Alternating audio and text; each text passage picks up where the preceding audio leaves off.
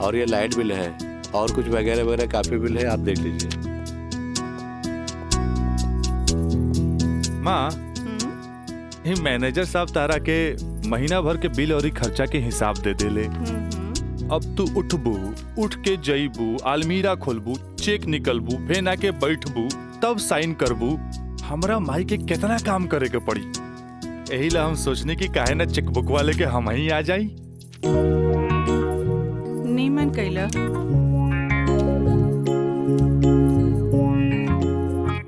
अच्छा, तो तू एम्मा अपन 50,000 का चेक पहले से भर ले बाड़ा। तभी तो हम समझे कि माई के इतना मस्का काहे के। माई, अब तू ही बताओ कि इतना अमीर बाप के लड़का हई तो दोस्त महीन के टाइम टू टाइम पे पार्टी तो देहे क्यों पड़ी। ना देव तो हमरा बाप के ना कट जाए की ना। का मैनेजर साहब? बिल्कुल राजा बाबू। जी। ले अपन बाप का ना कोच कर। इनु भइल हमरा दुनिया के सबसे बेस्ट माई वाला बात। Love you Mai. मैनेजर साहब। जी मैडम। इस सब रसीद आप एक साथ पूरा बिल कह के हमरा के दें। हम एक एक गो चेक काट देते हैं। जी मैडम। ठीक है? जी मैडम। हमरा ई बात के बहुत खुशी बा कि रउआ लोग हमार ग्लोबल कंपनी में इन्वेस्टमेंट करे के चाहता नहीं। ये हमरा खातिर बड़ खुशी के बात बा। बाकी हमरा भी कुछ देखे के चाहिए ना कि हम दिन दुगना रात चौगुना करके रउआ लोग के पैसा लौटा दे ताकि मार्केट में हमार साख बनल रहे। Of course. Excuse me gentleman. बाबूजी, हाँ, आप हमरा से वादा कैले रहनी कि आप हमरा नया कार किन के देब। अब हम खटारा हम ना चलाएं, बुझाइल नु? I want new car, okay? Yes, Raja is right. I am witness. Okay, I will buy car for you. Thank you sir. हम चलता नहीं बाबूजी। तो ठीक बा, रउए कार खरीदा दे। बाकी राउर कार की खर्चा कंपनी के इन्वेस्टमेंट पे दिखावल जाए। Okay, thanks. जेपी साहब, आपका बेटा तो हीरो लगता है। आखिर बेटा के करा हमरे नु। अरे यही तो उम्र में ऐश करे के।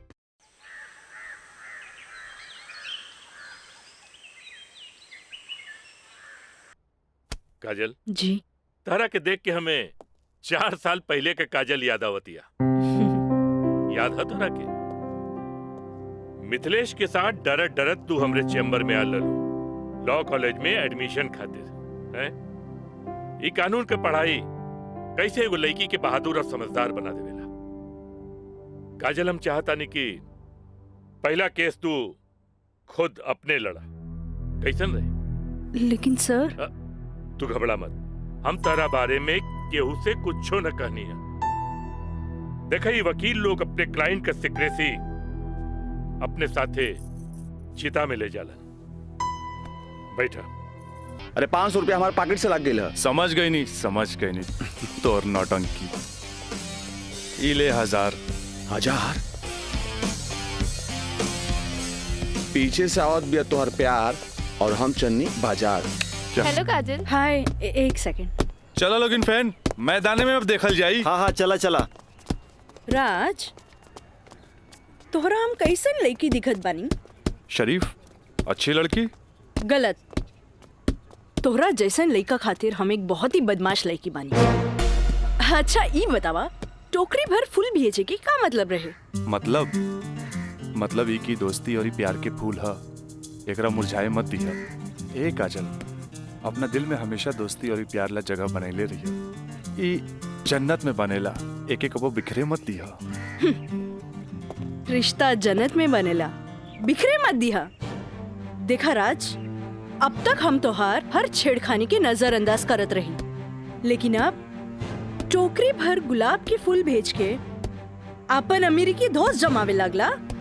तोहरा पता नहीं कि हमार बाबूजी कोर्ट में पेशकार बाड़े और उनका वास्ता रात दिन गुंडा मवाली और पुलिस से होत रहेला। और ई भी जानला उ गुस्सेल भी जरूरत से ज्यादा बाड़े। वो तो हम तारा के देखते बुझ गला नहीं। वो थोड़ा सा हम तारा प्यार मोहब्बत का दिखा देनी, तू तो हमरा के गुंडा मवाली के लाइने में खड़ा कर देलू। देखा, हमरा ना चाहिए ऐसन प्यार व्यार जेकरा खातिर हम अपन सहेली के बीच में मजाक बन जाई। बड़ा खिसियाइल बिया। पटे वाला तो नइखे बुझात, पर हमरा भी तो उहे के पटावे में मजा आवेला जो ना पटे वाला होखे।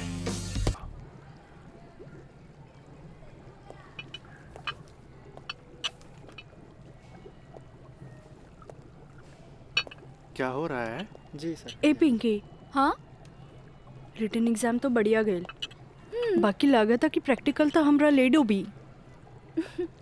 हमरा तो बहुत बढ़िया बा, बस एकरा में से नापे के बा और एमे लिख लेवे के बा। अच्छा बतावा का करी, इसमें का डाली? एकरा में ई एसिड डाला। ये? हाँ पक्का? हाँ।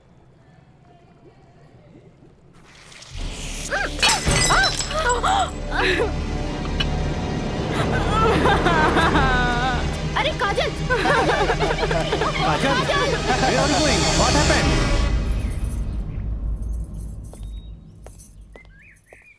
प्रणाम माँ जी। प्रणाम, बैठा। अकेले पेशकार साहब कहाँ रह गइलन? उहे बतावे के बा जे आज उनका कचहरी में देर होखी। अच्छा अच्छा।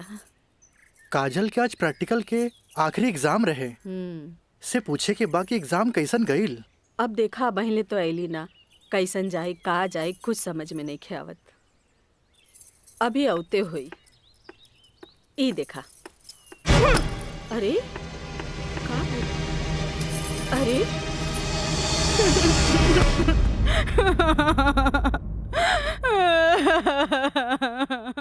काजल, काजल, ए काजल, का भइल? अरे हमनी के अनदेखी करके यहाँ के रोवे लगलू। अरे का भइल? परीक्षा तो ठीक से गई ना? अरे बोल। प्रैक्टिकल खराब हो गए, एन वक्त में टेस्ट बुक टूट गए, हम फेल हो जाए भाई, हम फेल हो जाए। अरे का काजल, तू तो बड़ा जल्दी निराश हो जाई। अब केमिस्ट्री थ्योरी में जहाँ तक हमनी सोचले रहनी, कम से कम तोहरा के 40 मार्क्स तो मिलबे करी। अब प्रैक्टिकल में मार्क्स नहीं हो मिली तब पास होके से के रोकी? बाकी मिथिलेश बाबू, हम तो प्रैक्टिकल में छोड़ के आ गए नहीं। अरे तो का भइल, इन्विजिलेटर 0 ही दिहन ना, इतना हदीर काहे होत बारू? हाँ, एग्जामिनर अगर एकरा के इशू बना ले, अब माइनस मार्किंग करें, तब बे फेल होए के बात हो सकेला। अरे तो रो रो के हलकान भैला से का पास हो जेबू? ई देखा था, जा मुँह धो, भगवान सब ठीक करिए। जा का ठीक करिए? अरे अब कहा होई कुछ समझ में नहीं क्या, कुछ ना बुझाता हमरा के। माँ जी, अब रहुआ परेशान मत होई, एकर थ्योरी पेपर बहुते बढ़िया गईल हा। अरे तो तुहार गाइडेंस रहे तबे ना। अरे साइंस के स्टूडेंट रही त गाइड कर देनी, एमे का। ता ठीक बा, अब तू ही समझावा ओकरा के। ठीक है।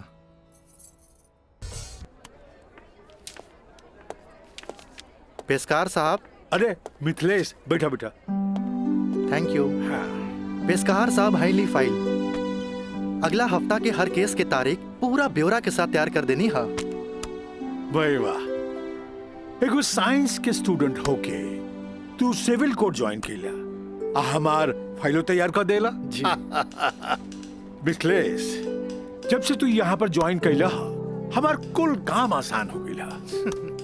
एगो बात कही सर, रउआ अखिलेश आ हम मिथिलेश, राउर काम के तो डंका बजिए रहल बा। अब हमरो तो कुछ सेवा करे दी। जानी ले, एमे हमरे फायदा बा। एगो क्लर्क होके हमरा फ्री में पेशकार के अनुभव मिल रहल बा।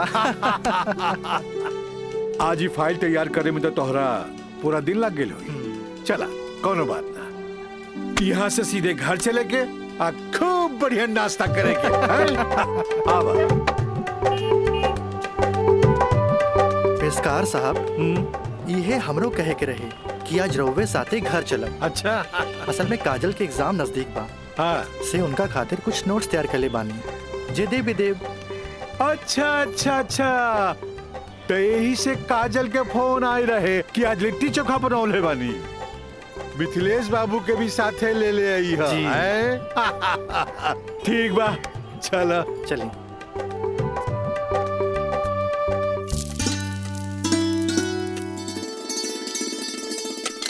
काजल। हाँ माई। बेटा तनी है बैगनवा देख तो। उफ, तोर भरता बन जाए ना, तनी दोनों जने के प्लेट में डाल के दिया। ठीक बा माई, तबले हम चाय लेके आवा तनी। ई लिए लिट्टी चोखा।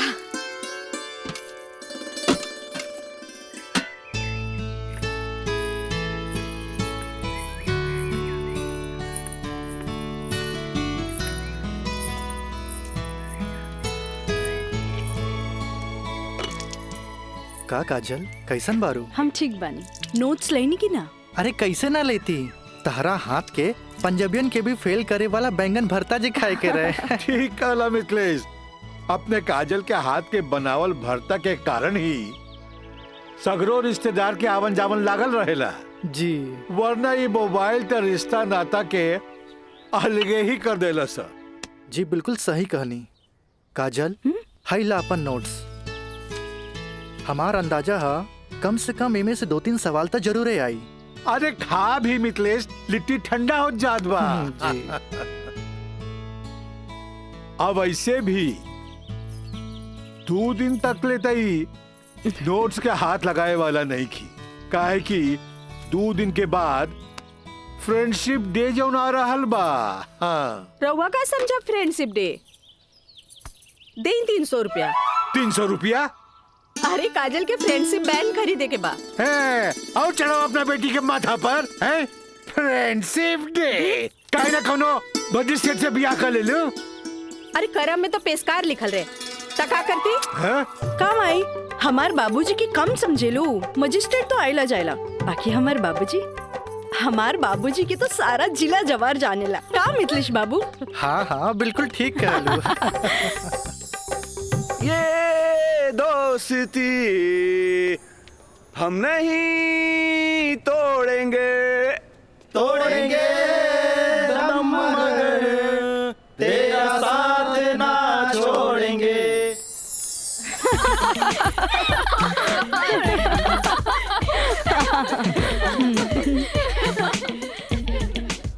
फूल बन के मुस्कुराना भी जिंदगी है, मुस्कुरा के गम भुलाना भी जिंदगी है। क्या बात है। तब मिल मिल के दोस्ती निभाना भी जिंदगी है। अच्छा, हमने के दोस्त तो बरले बानी, बाकी तू कैसन दोस्त की बात कर रहल बाड़ू? ई हमरा समझे में ना आइल। सपना, तू समझ लू का? ना, हमरा तो बिल्कुल समझ में ना आई। वही तो। ई का समझी, बाकी हमरा समझ आ गई। कहा तो बता दी। अरे बताओ बताओ। दोस्ती हर चेहरा के मीठ मुस्कान होखेला, दोस्ती ही सुख दुख के पहचान होखेला। वाह वाह वाह। अगर रूठ भी जाए कोई दोस्त त दिल पे ना लेवे के, काहे की दोस्ती त सुख दुख के पहचान होला। और हमार मानना बाकी अगर कोई सच्चा दोस्त रूठ जाए तो ओकरा के त मना लेवे के चाहिए। बिल्कुल सही। बाकी हमें कर जरूरत ना समझी, काहे कि बुरा दोस्त कोयले के समान होकेला, गरम होके तो हाथ जला देवेला और ठंडा होके तो हाथ काला कर देवेला। बड़ा आए दोस्ती समझावे वाला। तू लोग सुना इनके प्रवचन, हम जाते हैं। अरे तनी रुका तो।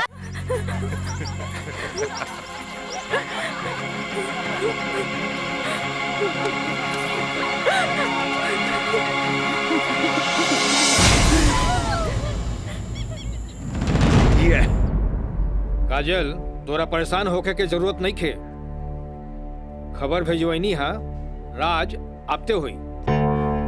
मे I coming sir? Yes come in. का बात बस सर, आप हमके बोले नहीं हो? हाँ, ई का सुनतानी हम हो, तोरा जैसे स्टूडेंट के वजह से ही कॉलेज के बदनामी हो जाला। को एजुकेशन के मतलब ही ना हा कि कॉलेज में कोई लड़का लड़की के छेड़खानी करे। लेकिन सर, हम कुछ ना सुनने के चाहता नहीं। अब कोई ना कोई स्ट्रिक्ट डिसीजन हमरा लेवे के पड़ी। ठीक बा काजल, तू जा सकेलू। जी सर, थैंक यू। लेकिन सर हम ऐसा क्या कर देनी है कि काजल आपके लगे हमारी शिकायत लेके आ गई है? शुक्र मनावा कि वो हमारा पास आ गईली। अगर पुलिस के पास जईती त सीधे अरेस्ट हो जाता। बुझला, आजकल ऐसन कानून आ गइल बा कि एकरा में बेलो ना मिलेला, सीधे जेल होखेला। बाकी सर वहाँ और भी तो लड़का लेके रहले। हाँ, अरे ये तो हम कहे के चाहत नहीं तोहरा, और भी लड़की रहे, यह लड़की के छेड़े के का जरूरत रहे, वो पेशकार के बेटी के। मामला बढ़ जाये त का होइत, तोहर बाबूजी के हम काम मुंह दिखैती।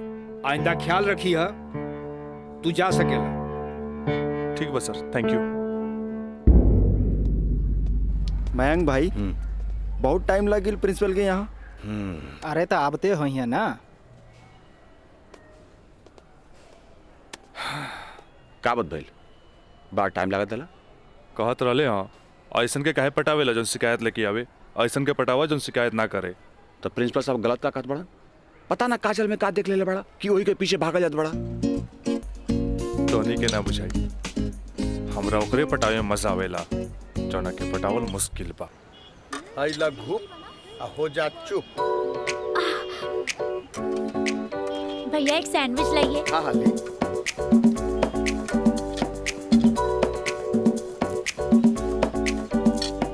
मुझे भी तो दो, और तीखा बा। भैया जल्दी से दो ना, मुझे भी। लेकिन छोला थोड़ा ठंडा हो गया ना। अच्छा बा, ठीक बा। भैया रायदा, अब हमरा के चाहिए बस। अरे खाना यार, कहे अभी से एग्जाम में फेल हो गए लुका। हाँ, कहे चिंता में बड़ू हो। हाँ, चिंता ना रही का, तोरा नहीं के। Excuse me girls. काजल, तू तो बुझाता कि अभी लेक हमरा से नाराज बाड़ू।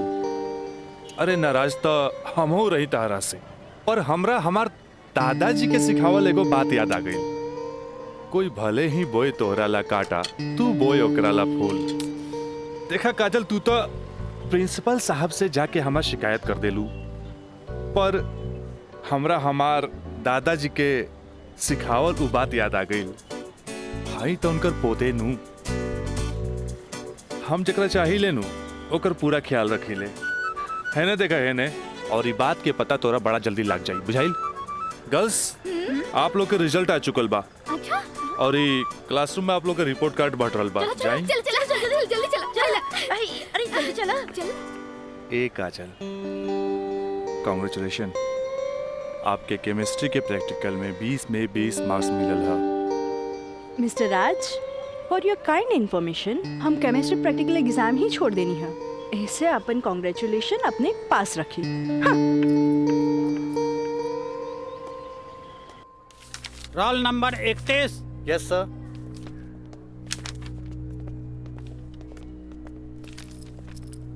Roll number 32।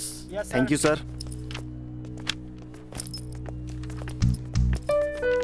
Roll number 33। Yes सर। Roll number 34। यस सर।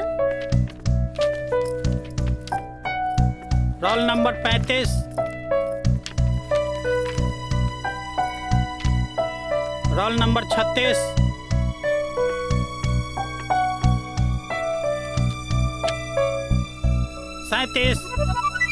Roll number 38।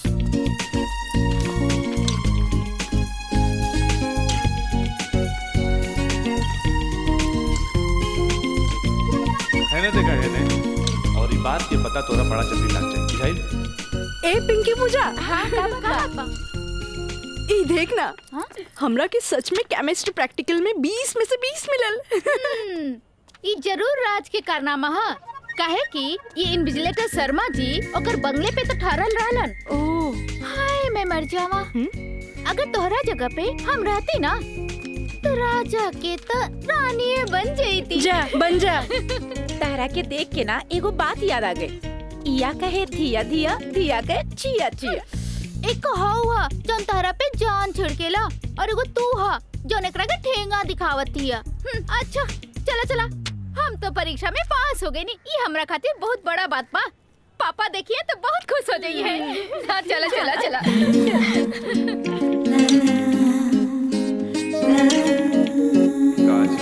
दादाजी के सिखावल एगो बात याद आ गई।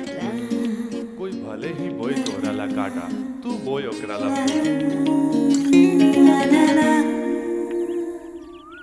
ई ले। अरे भाई, अपोजिट टीम आ गई बा, हमनी के का होई? अरे आ गेल तो का बैल हो, अभी तो टाइम बानू मैच में। टाइम बा तका एहिजे बैठ के टाइम पास करबा। ए जब हमनी के मैदान में जाएम नु तो देख के थर्रा जाइलो, ठीक बा। अब चलो जोन होई तो मैदान में देखल जाई, उहे देखल जाई। चलो राज भाई बॉल दे। तोहनी के इतना हड़बड़ी बना तब बड़ा सन हम आवा तानी। चलो लोग चलो आवा।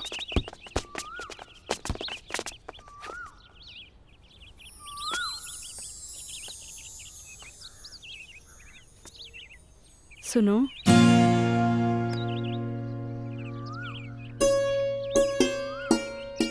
सॉरी राज, हम तोहरा के गलत समझने, लेकिन तू तो सच में दिल के राजा बाड़ा। और तू ये राजा के दिल के रानी। ए काजल, हम तारा के बहुत चाहेनी। Thanks for chemistry practical marks. WhatsApp number मिली का? व्हाट्सएप? हाँ ठीक बा, ले ली।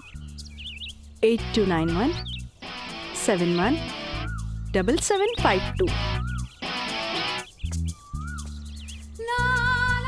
8291717752।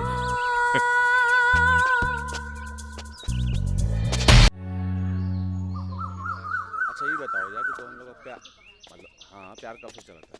काजल बताओ ना। बाय।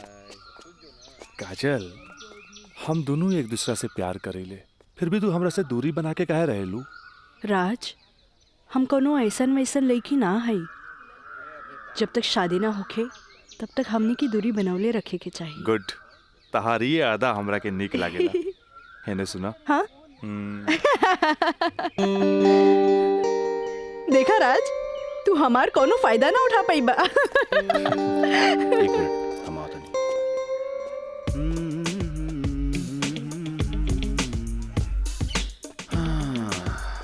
राज यार एगो बात बताई। काजल अब यार हमरा के भी अच्छा लगे यार। हम एगो बात बताई। तू हंसुआ के बिया में खुरपी नियन गीत मत गो। वो तो और भाभी लागी। का लागी? भाभी। चल।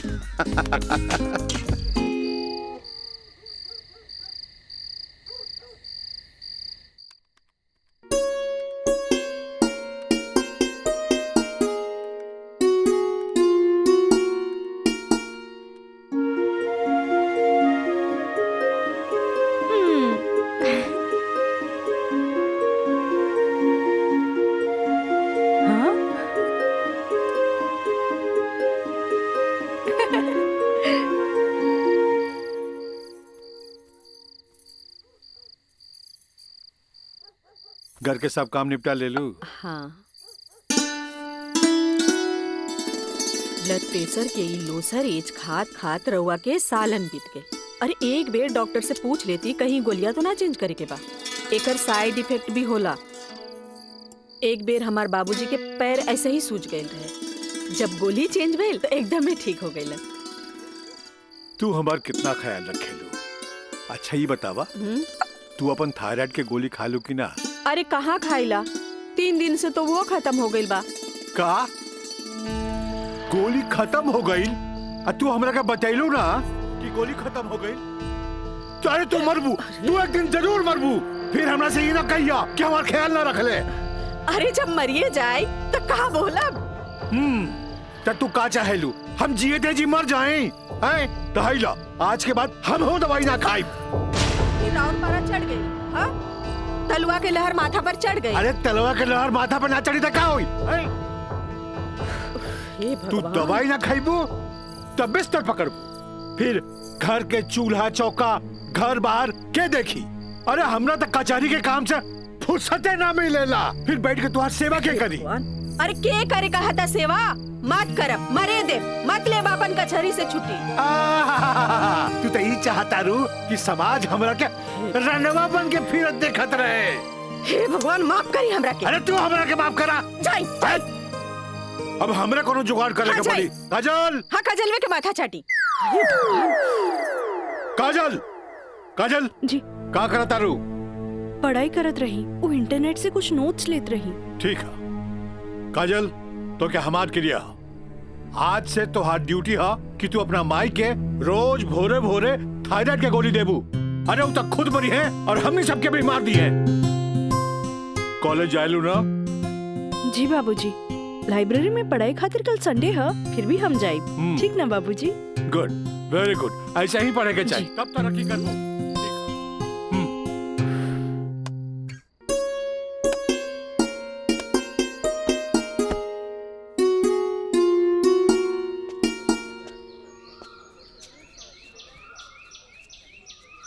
काजल। Thank you. काजल, हम दोनों एक दूसरा के बहुत चाहिए, पर जब हम हमरा फ्यूचर के बारे में सोचिले तो हम देखिले कि हमर बाप के पास बहुत दौलत बा। उनकर दौलत के संभालत संभालत हमार जिंदगी गुजर जाई। हमरा ये आम आदमी नियन नौकरी चाकरी करे के फुर्सते ना मिली।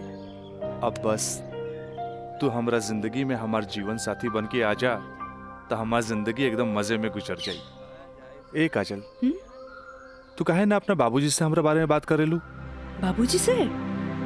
ना बाबा ना, हम ना बोल सकेनी। हमार बाबूजी बहुत गुस्सेल बाड़न।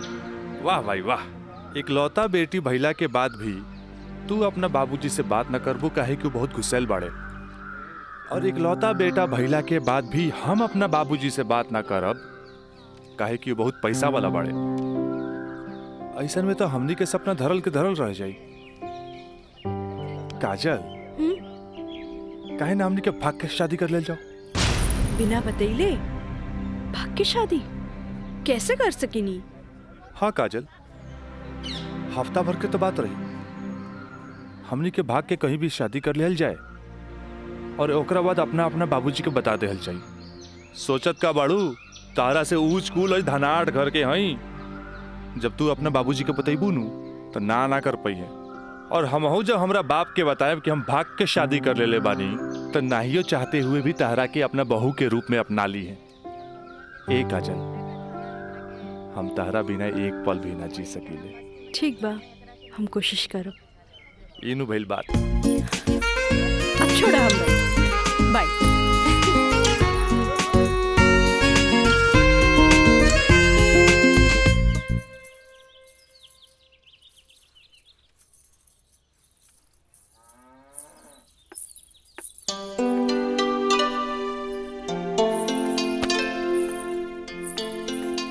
काम आई थोड़ा सा आराम नहीं किया होत का? जब देखा काम का सिर्फ काम ही करबू।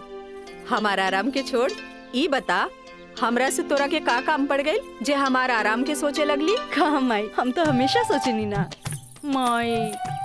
कॉलेज से एक हफ्ता एक्सकर्शन खातिर हमनी के हजारीबाग जाए के बा। हम डैडी से ये बात नहीं के बोल सकत, परमिशन दिला दे ना माई प्लीज। हमरा के मजौवा के समझ ले ली का? हाँ, अरे हमहू ग्रेजुएट बानी। ई होली में तोरा के कौन कॉलेज लेके जाता? वो होली तो मार्च में पड़ी, अभी तो फरवरी चल रहा बा। एक के हफ्ता की तो बात बा माई, प्लीज माई प्लीज। अच्छा, तोर बाबूजी आज ऑफिस नहीं खे गइलन, मिथिलेश के संगे बैठल बाड़े। कौनो शादी में जाए के बा, चल कोशिश करता। Thank you Mai, thank you. Mithilesh, वो कहल जाला ना कि हाकिम के अगाड़ी या घोड़ा के पिछाड़ी ना रहे के चाहिए, हैं? मजिस्ट्रेट साहब के इकलौती बेटी के बियाह, यही से हम खुद चलता नहीं तो हम न्योता तोरे हाथे भिजवा देती। अरे रउआ चलती तो उनको भी खुशी होत। हाँ, लेकिन हाँ? ई का कहतिया? का कहतिया? अरे कॉलेज टूर पे एक हफ्ता खातिर हजारीबाग जाए चाहतिया। ये एजुकेशनल टूर आके पिकनिक? एजुकेशनल टूर बोली ना। ये तो निम्मन बात हो सर। स्टूडेंट्स के बाहरी दुनिया देखल उतने जरूरी है जितना विषय के ज्ञान। ठीक है, एजुकेशनल टूर है तो मैं अलाउ करता नहीं, बाकी नो मटर गस्ती, ओनली पढ़ाई। जी पापा। ये बतावा, ये सब में कितना खर्चा आई? 2-3 हजार पापा। तू हमारे से 5,000 ले ला, ठीक है? थैंक यू पापा। चलो तू हमरा के दिखावा कि वो न्योता के कागज तैयारी के लिए बार। चलो मिथिलेश, हम आओ तक बैठो। जी सर जी। Thank you so much Mithilesh बाबू। अगर रउआ ना बोलती तो ये हरगिज ना मानतन। अरे वो तो हम तुहार मुंह देख के साथ दे देनी। जा मजा करा। कैसन लागल? वाह सो ब्यूटीफुल। ये कहाँ लेके आ गई ला? पहले चला था तब ना पता लगी।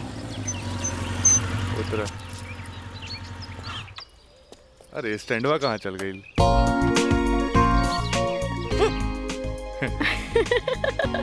बड़ा धांसू सजेले बा। हाँ चला चली। हाथ तो दा। कहाँ जाए के है? इधर। हाँ इधर। जगह तो बड़ा झकास बा। क्या यार राज, कब से हम तुम्हारे इंतजार करत बनी, इतना लेट कर तू?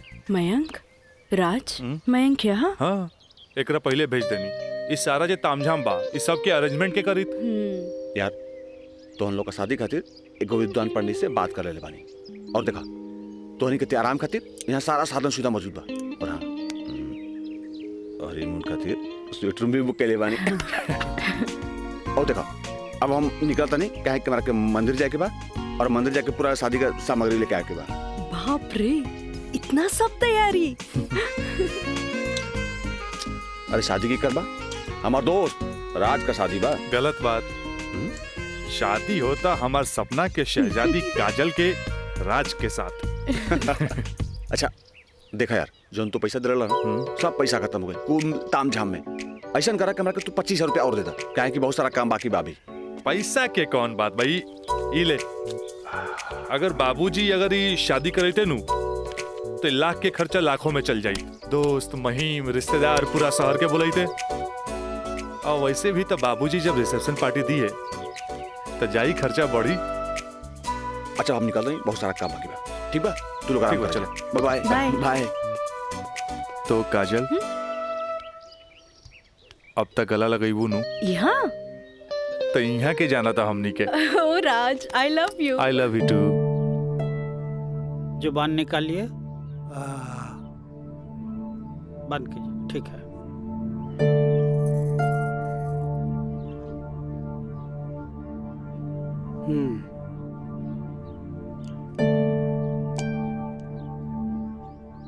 सांस लीजिए और जोर से।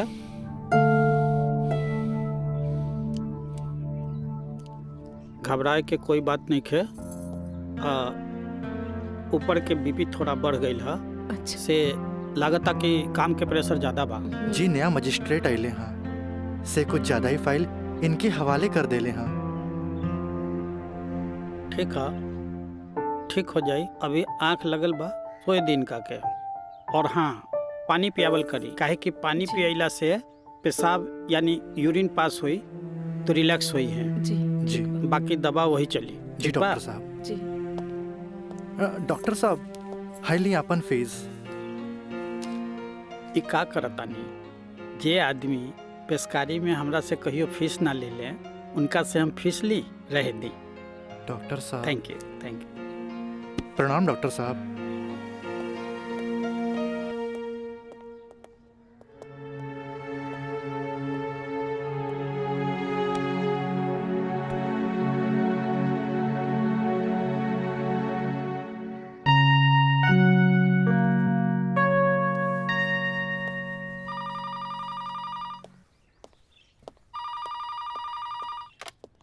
हेलो हम काजल बोले तानी। हाँ काजल बोला कैसन बारो? माई बाबूजी कैसन बाड़न? बाबूजी के तबीयत खराब बा। बीपी बढ़ गई हा से सुतले बारन उठाई का? हाँ नहीं छोड़ दी, यहाँ सब ठीक बा। आप कैसन बानी? हाँ हम तो ठीक बानी। माई के बुलाई का? ना रहे दी, आके हम सरप्राइज दे। Okay bye. Okay bye. केकर फोन रहे? काजल के। अच्छा वहाँ के ठीक बारी अच्छा खोज खबर लेत रही। अच्छा माँ जी हम चलत तानी, सांझ के फिर से आ जाए। ठीक बा।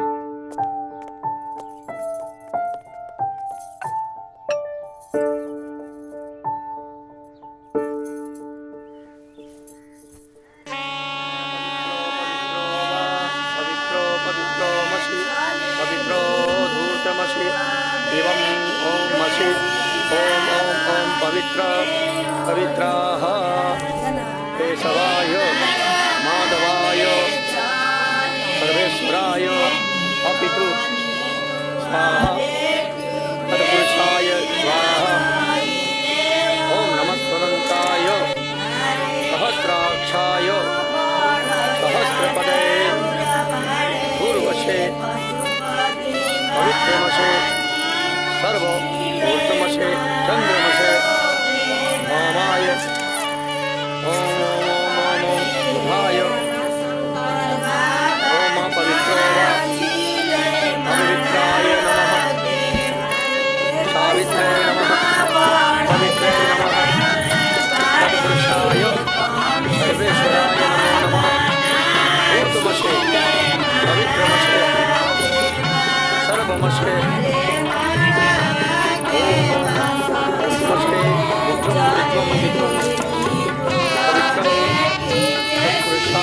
अंबिकाय अम्बे अंबिके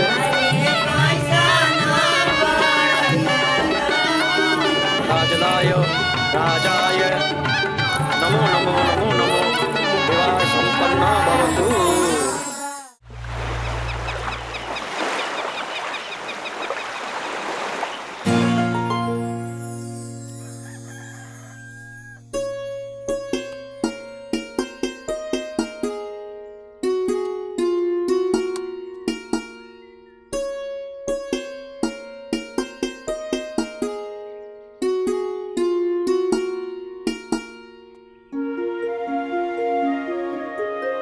काजल काजल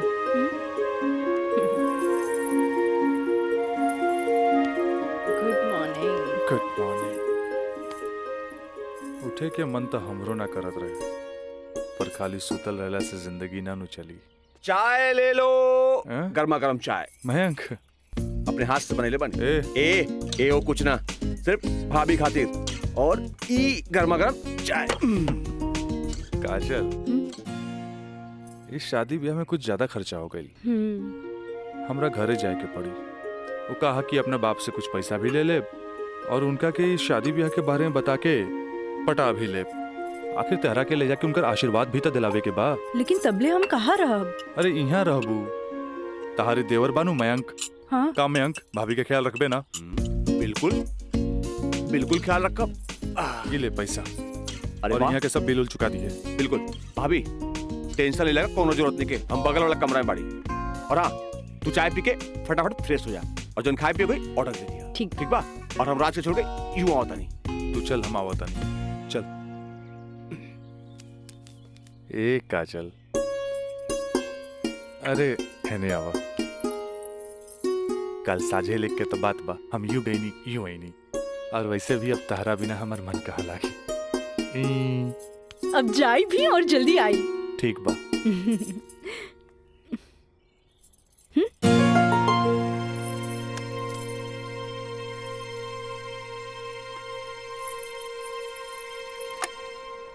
हेलो। हाँ अरे देख रही हो कि मैं ऑफिस में हूँ, कितना काम पड़ा है, कितनी फाइलें पड़ी हैं, और तुम हो कि ये ले आइएगा वो ले आइएगा। हद कर दिया तुमने यार। मैं कम इन सर? कम इन। अखिलेश बाबू कैसन बाड़न? जी बीपी तो कंट्रोल में है, बुखार के वजह से थोड़ा कमजोरी आ गई है, यही से शुक्रवार तक की छुट्टी की अर्जी दे ले हैं। कोनो बात नहीं के, दिन रात काम करे वाला आदमी के अरे थोड़ा बहुत आराम तो चाहिए ना। जी कह दिया ऑफिस के चिंता न करे जी। जब वो ठीक हो जावे तबे ऑफिस आवे। ला एकरा के फाइल में लगवा दे। थैंक यू सर।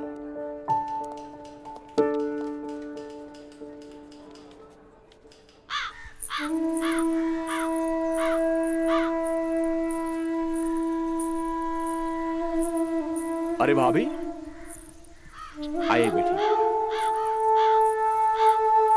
भाभी का बात बा, बड़ा परेशान लागत बानी? हम राज के फोन लगा लगा के थक गई नहीं। कभी डेड टोन मिले था तो कभी आउट ऑफ कवरेज एरिया। तोरा पास उनकर कोनो लैंडलाइन नंबर बा? ना भाभी, और हम उनका दूर नंबर पे फोन लगा के थाक के हार के बैठ गई।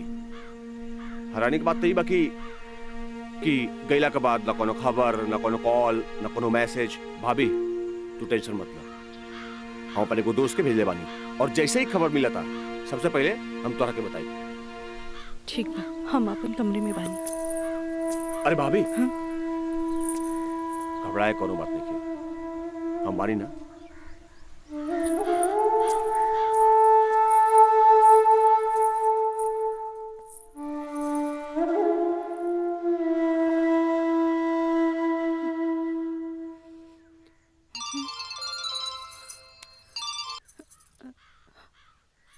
काजल ट्रिप कैसन जा रहल बा? ट्रिप ठीक बा। का बात बा, तोहार आवाज में खनक नहीं खे? नहीं ऐसा कोनो बात नहीं खे, हमार मतलब सब ठीक बा।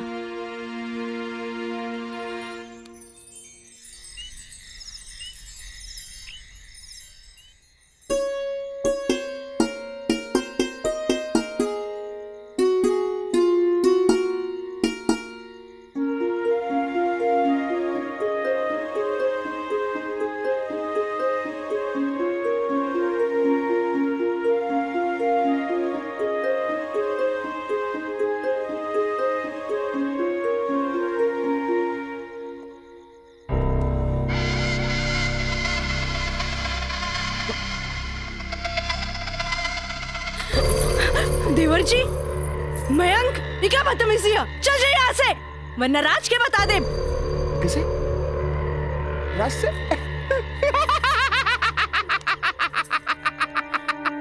राज से? वो भाग गए? हाँ? आवेला नहीं के? हाँ? तुहरा क्या पता? हाँ? ये भी कुछ हो रहा बना? सब ओकरे प्लान के तहत हो रहा बा। वो तो तोरा के भोग के और भौरा जैसन चूस के भाग गए। काजल, पता बा, जब तो के पहला बार देख ली तू पहली नजर में हमके पसंद आ गई। हाँ, हम तो के दिल से चाहे लगे। काजल, आज दिल से चाहे लगे। तुझे कहा तारा कौन सजवा? सच ना, 16 आना सच बा। ये बात हम तुझे बहुत पहले बता देती, लेकिन क्या करी, ये मेरी और मेरी हमार मुंह बन के तरस। देखा, तू गरीब, हम गरीब, हम तो क्या अपने काजल? हाँ, हमसे ब्याह कर ला, हम तो क्या अपने, हम तो क्या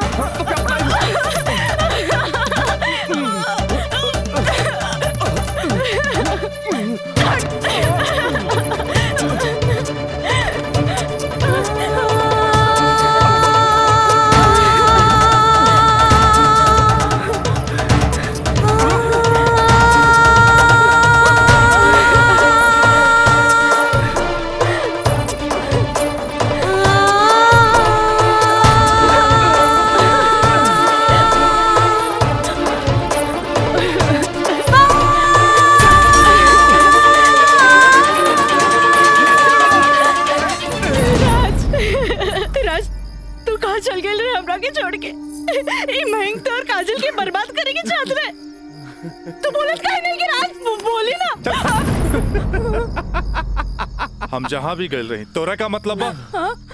और ये मयंक वैसे भी तोरा सारा के सारा सच्चाई बता देले होई। ये हमार बदला है काजल, बदला। प्रिंसिपल से शिकायत करके ते हमरा के पुलिस और कानून के धमकी तो दिला देले रहलिस, पर अब ब्याहता बन के सुहागरात मनेले बाड़ी। एक रखे छेड़खानी और रेप के नाम द नानू दे सकेली। भाभी देख ले लो, हम कितना गला फाड़ के चिल्लाता रही। भाभी, हमसे ब्याह कर ला, हम तो जिंदगी भर साथ निभाए, लेकिन ना तोहार तो खोपड़िया में औते ना रहल। देख ला। ठीक है ही तो कहा ताई। हाँ? ए काजल, तू मयंक से ब्याह कर ले, ऐसे भी एकरा हमार जूठन खाए की आदत बा। तू अब बस हमारे को जूठन बारू, जूठन।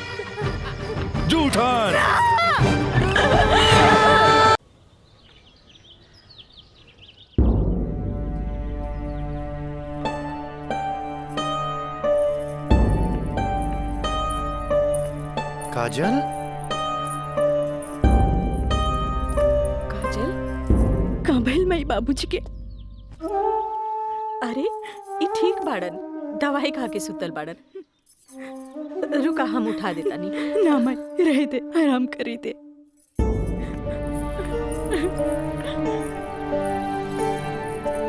काजल, का भइल सर? सर का भइल?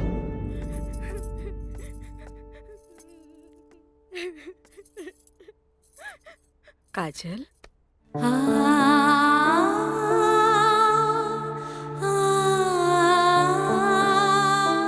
अरे इतना रोवे की कोनो जरूरत नहीं है। तोर बाबूजी ठीक बाड़न। अरे वो तो बुखार के कारण ब्लड प्रेशर बढ़ गई रहे। इतना परेशान मत हो, इतना परेशान मत हो माई। हमरा से बहुत बड़का गलती हो गई। हम एक्सकर्शन में ना गए रहे, बल्कि हम अपन बॉयफ्रेंड के साथ गए रही। और वो हमरा के दगा दे गए।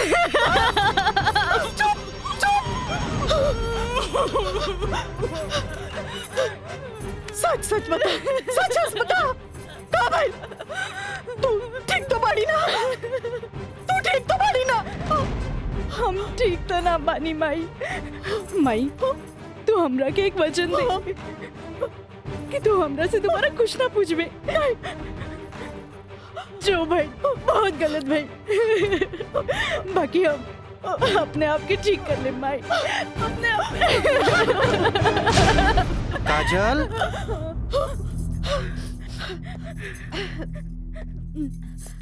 काजल, बाबूजी तोरा के बुलावत आ रहे। चल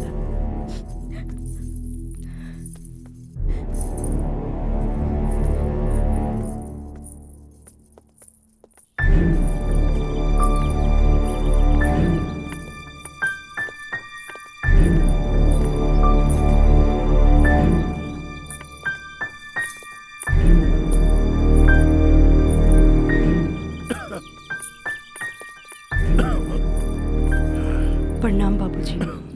अब तबीयत कैसन बा? आ गइलू बेटा? ठीक है बा।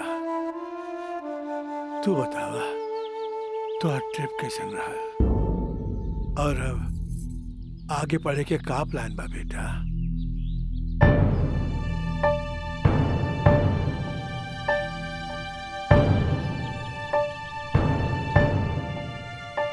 बतैलू ना बेटा? पापा हम वो साइंस ना पढ़ के लॉ पढ़े के चाहता नहीं। तो ओकरा में का बात है बेटा? विषय कोनो खराब ना होखेला, पर जरूरत है तो ओकरा में अच्छा करे के। अगर तू लॉ ज्वाइन करे के चाहता रहो तो लॉ ज्वाइन कर ला।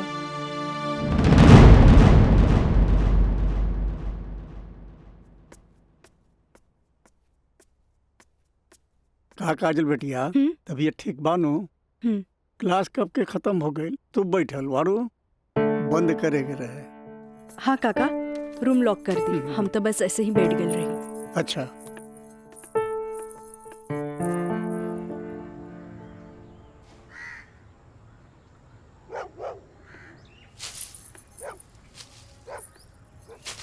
काका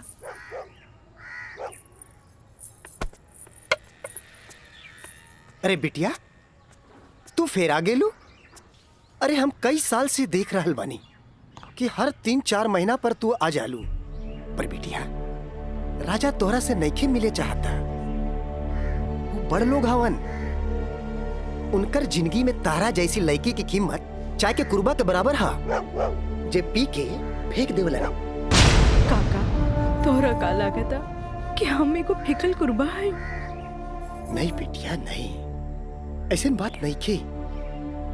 जे हम देखिला से बताइनी बिटिया, हम उनकर घर के नमक खैले बानी। फिर भी जब जब तू आयलू हम उनका बताइनी, पर राजा बाबू है कि एक कान से सुनेला और चल जालन। पर बिटिया, हम वहां के नौकर हैं। फिर भी अगर हम तारा काम आ जाई ना तो हम अपना एक बहुत खुश नसीब समझब। काहे कि तू जब जब आवे लुनू हमारा देखल नहीं जाला बिटिया। काका अब की बार उनसे कह दिया कि काजल आखिरी बार आयल रहे, एगो घड़ा रहे जेकर पानी ऊपर तक भर गई।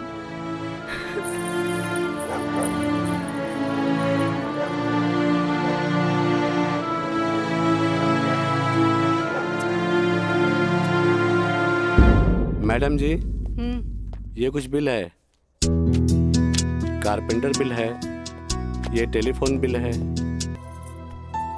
हाँ तो कैसी है कि मुवक्किल एक गरीब लड़की है जेकरा के शादी का झांसा दे के पहले भोगल गई और बाद में जूठन की तरफ फेंक दी।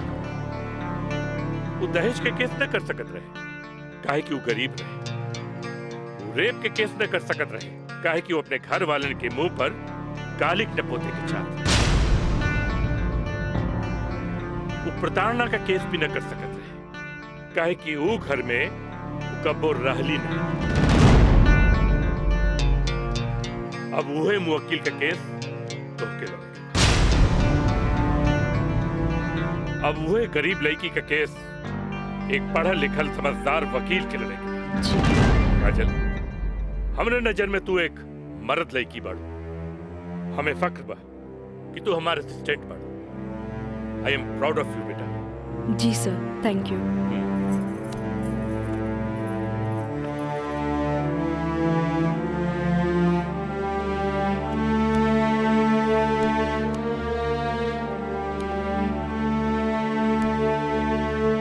बाबूजी, लड़की हर मोड़ पे डरत रहेली। अकेले होके तो सुनसान से डर, भीड़ में होके तो लोगन के डर, जब हवा उड़े तो दुपट्टा उड़े के डर, केहू घूरे तो ओकरा आग के डर, बचपन में माई बाप के डर, बड़ होके तो भाई से डर। सिर्फ डरत रहेली, तब तक डरत रहेली जब तक ओकरा जीवन साथी ना मिल जाए। और हमार जीवन साथी तो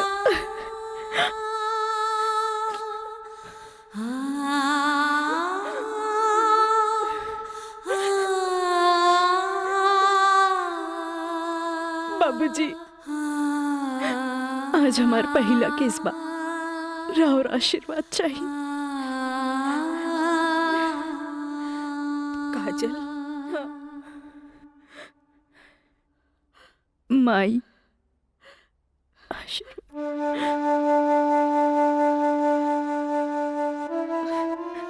तोरा के वचन तो हम दे चुकल बानी, कुछ ना पूछेगे। बाकी जौन काम में तू लगल बाड़ा, हमारा आशीर्वाद बा तोरा के कामयाबी हासिल हो।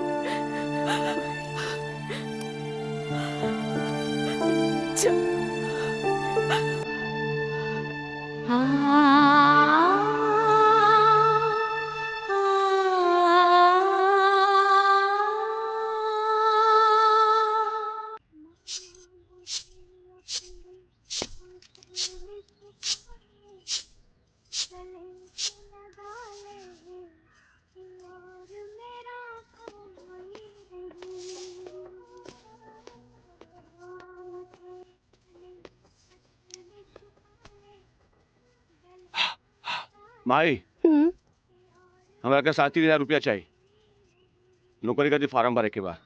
का है वो तो हाँ दोस्त राजा, वो ना करेगा तोरी मदद।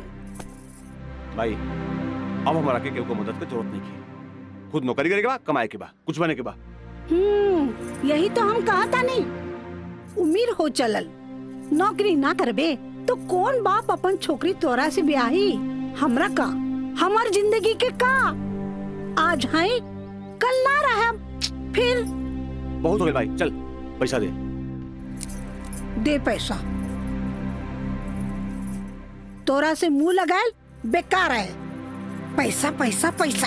हाँ हाँ दे। देता नहीं।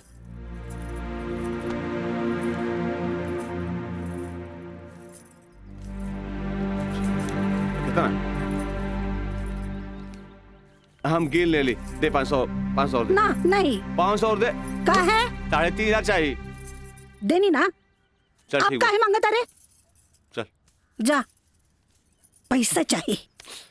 एक बात कही, तू दुनिया का सबसे अच्छा माई है। चल मैं चलता रही।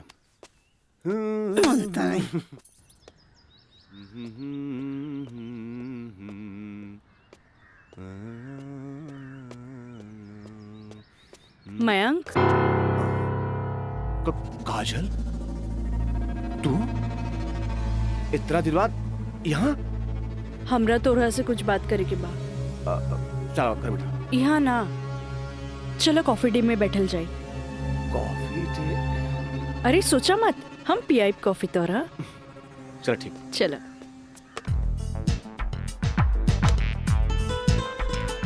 इला। Thank you. पिया ना।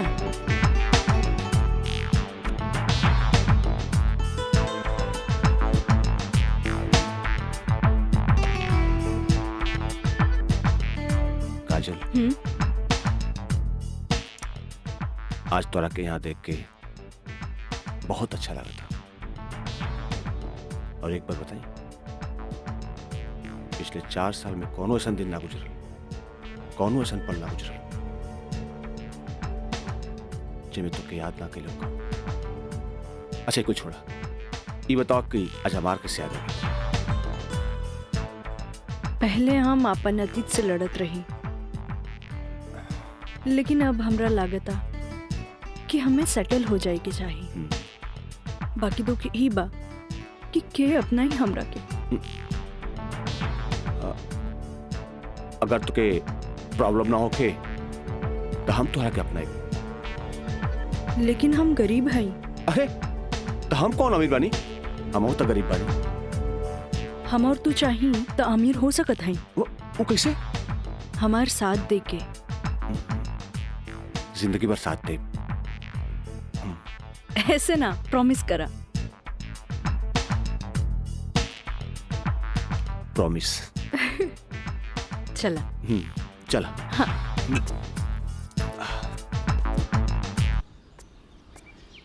मिथिलेश जी, कोनो देर तो ना भइल? अरे ना बाबा, पहले ई बतावा भइल का?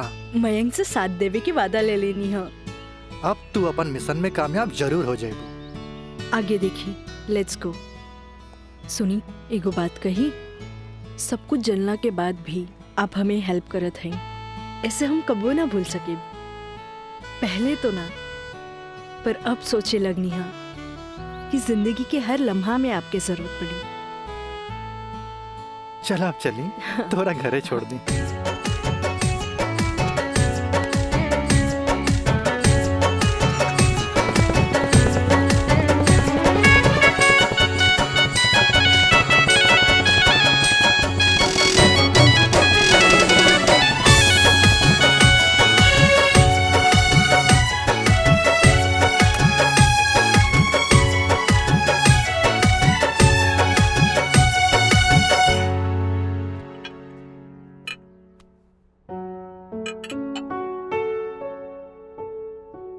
सुनी, एगो बात कही, सब कुछ जानला के बाद भी आप हमें हेल्प करत हैं, ऐसे हम कबो ना भूल सके।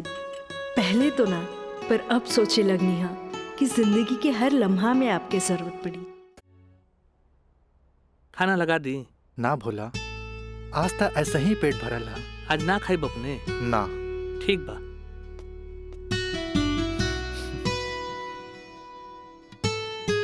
मैं पंडित देवी दत्त शर्मा। का कहनी है? देवी दत्त शर्मा।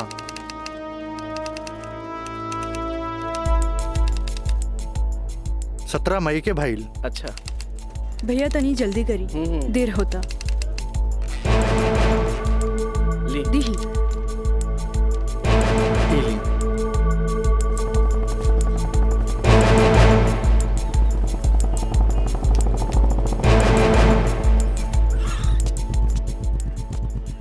आ गए नहीं टाइप करा के? जी। लाइन लाइन दस्तखत हम कर दी। एली।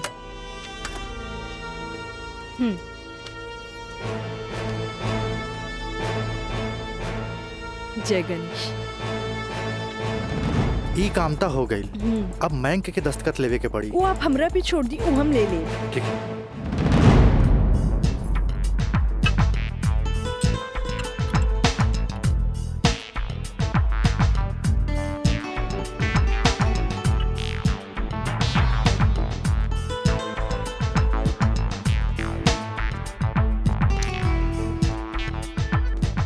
हेलो। हाय। सॉरी यार, आवे में थोड़ा लेट हो गया। अच्छा यही देखा, हम तो खातिर काले कैल बने। अच्छा पहले चाय पिया। इला।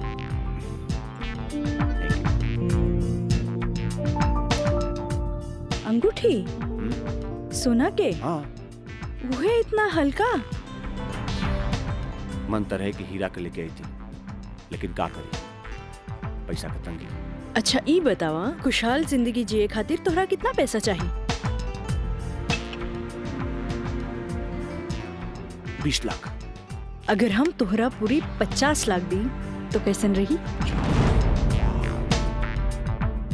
वैसे ही रही। समझ ला, अनार की आंख मिल गई। तो चला फटाफट ई पेपर पे साइन कर दे। अरे पढ़ा मत, यही से हमनी करोड़पति बन जाए। हाँ हाँ ल डोलर भी कदम तो गिरब तो हर बहिया में ना।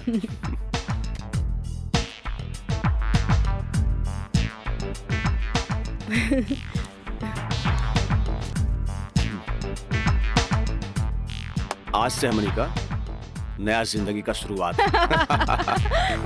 मीना, मंजू, रेखा, कस्तूरी के डांस देख के कुछ समझ में आयल?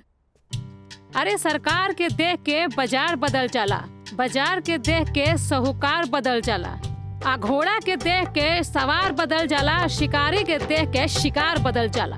ऐसे ही मेहमानों के बदले पे सत्कार कभी बदल देवे के चाहिए। अरे पहले के जमाना कुछ और रहे कि मर्द नाजो आदा पर लुट जात रहे, लेकिन अब जमाना बदल चुकल बा। आज के जमाना के मर्द सबके कमर तोड़ नाच पसंद आवेला। जितने कमर हिलाइबू और सीना झटकइबू, मर्द उतने जल्द तोहार दीवाना हो जाए।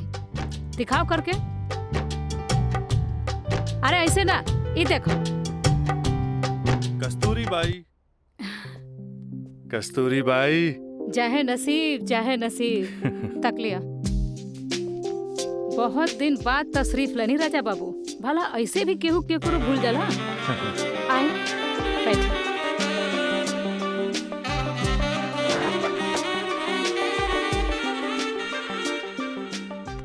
ना कस्तूरी बाई, हम भुलाइल नहीं की।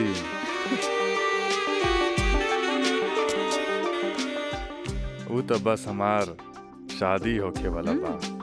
ओकरे तैयारी खातिर हम अपना माई के संगे खरीदारी में बिजी रही। फुर्सत पाते तहरा लगे आ गई नहीं। अच्छा एगो बात बतावा, कौनो बेहतरीन डांसर बा हमरा बियाह में नाचे खातिर? बानो एगो नया परिंदा बा। हाँ। मंजू, राजा बाबू का उहाँ ले जा जहाँ आज निराली का प्रोग्राम होता। आई जाए।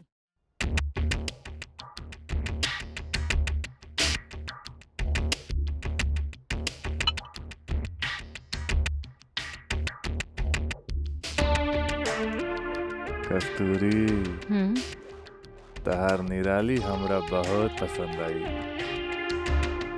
पसंद तो आ गल राजा बाबू, लेकिन ओकर रेट तनिक कड़क बा। पूरा 5 लाख लेतिया। लाख 2 लाख तो हम तहरा पे ऐसे ही उड़ा दिला। तब 5 लाख कौन बड़का चीज बा?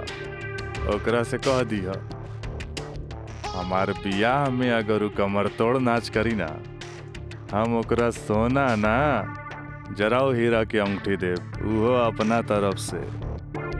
और बाकी के रिश्तेदार जे ओकरा पैसा दी हैं वो अलग बात। एक कस्तूरी, हीरा के अंगूठी केहू ऐसे ही ना देवेला। अच्छा, तो ऊ रवा दिलो दिमाग में इतना घुस गइल बिया। अच्छा एगो काम कर, तनी हेने लावा, हमरे तरफ से ई ला। हाँ डैडी, का बात बा? तू जहाँ बड़ा जल्दी से चल आवा। ठीक बा, हम अभी आवतानी। बड़ा कमजोर बराउर ना मुराद इश्क, ऐसे उतारा के जाम लहले बगैर चल देनी। हाँ कस्तूरी भाई, डैडी के कुछ जरूरी काम आ गइल बा, से जाए के पड़ी। ठीक बा, अब डैडी के फोन आइल ह तेमे हम का बोली। चला तनी, बाय।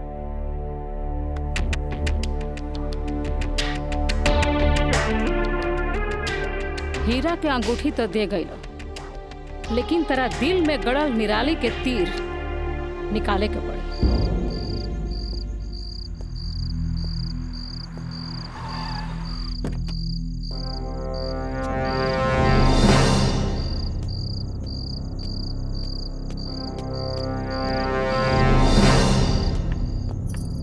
क्या बात बा डैडी, इतना अर्जेंट में क्या बोले नहीं हमरा के? राजा, हाई हम का देखा तानी? कौन लेखी बिया काजल? अपना मुंह में करखा लगावे खातिर ओकरा से बियाह कर लेला और फिर ओकरा वही छोड़ के भागीला। अब वो अपना हक मांगतिया। बाबूजी, हम ऐसा कौनो लड़की के नहीं जानत। ए माई, मैं देखा था इसको कैसे झूठा इल्जाम लगाओ था हमरा ऊपर ही। राउर का दिमाग खराब हो गई बा। अरे जे हमरे लड़किया के ऊपर लांछन लगावत बानी। हमार दिमाग नहीं के खराब भाई, हाई देखा हाई कोर्ट से नोटिस आइल बा। भगवाने बचावा सी घर के, लगा था कि जगदम्बिका पाल के नाक कटिए के रही। केस नंबर 5078, काजल सिन्हा वल्द स्वर्गीय अखिलेश प्रसाद सिन्हा व राजा सिंह वल्द जगदम्बिका सिंह।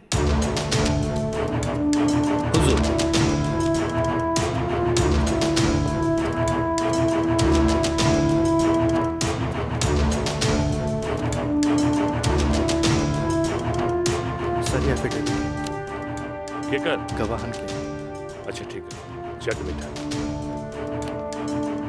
मिलॉर्ड, असल में ये एक अमीर आदमी के प्रताड़ित करे वाला केस है। साथ में पढ़े वाला 2 बालिग दोस्त के आपन मर्जी से हम बिस्तर होए के केस है। I object my lord. हमार फाजिल दोस्त एकदम बेकार का बात कर रहल बड़न। सच्चाई तो यह है कि हमार मुवक्किल काजल का बिया राजा के साथे बाकायदा मंदिर में भैल रहे, और यह 2 गवाहन के एफिडेविट, एगो राजा का सबसे खास दोस्त मयंक और दूसर बियाह कराए वाला पंडित। आप देख ली। 4 साल बाद हमार फाजिल दोस्त के मुवक्किल कहाँ रहले? सच्चाई तो ई बा जज साहब कि हमार मुवक्किल राजा के शादी रोक के रुपया ऐठे के एगो षड्यंत्र बा, षड्यंत्र। शादी? कैसन शादी? अरे राजा का शादी तो पहले ही हो चुकल बा। अगर दोबारा शादी भइल ना तो तोहार मुवक्किल जेल जाई, जेल। बस जज साहब बस, हमू इनका से यही पूछा तानी कि आखिर ये किस्सा 4 साल बाद ही काहे उठावल गई, बताई। हम बतावा तानी जज साहब।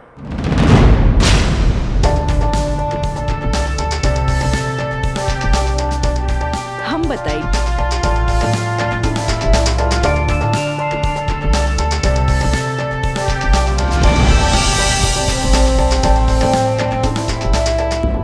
मिलॉर्ड, हम चाहे कि ये केस हम खुद लड़ी। ई रहल हमार बार ऑफ अटॉर्नी के रजिस्ट्रेशन।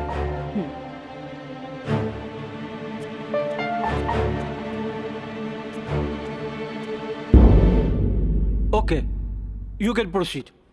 Thank you sir. आशीर्वाद दी। खुश रह। जा। मिलॉर्ड, बचाव पक्ष के वकील बार बार पूछा तारे कि 4 साल हम कहाँ रही। मिलॉर्ड, 4 साल इनके मुवक्किल राजा जैसन तमाम मुजरिमों के सजा दिलावे खातिर ई चोंगा बहुत जरूरी रहे।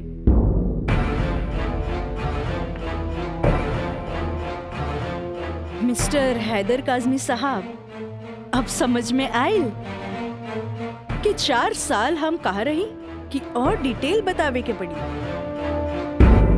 तो मिलॉर्ड, हम केस के स्टडी खातिर हमरा के कुछ समय चाहिए। हाँ, कोर्ट इंस्ट्रक्ट करती है कि राजा की शादी रोक दी जाए जब तक कोर्ट का फैसला ना हो जाए। बचाव पक्ष के वकील की रिक्वेस्ट पर यह कोर्ट मुअत्तिल की जाती है।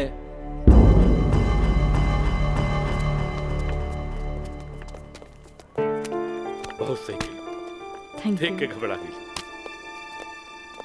तुरंत चल गया। बहुत अच्छा।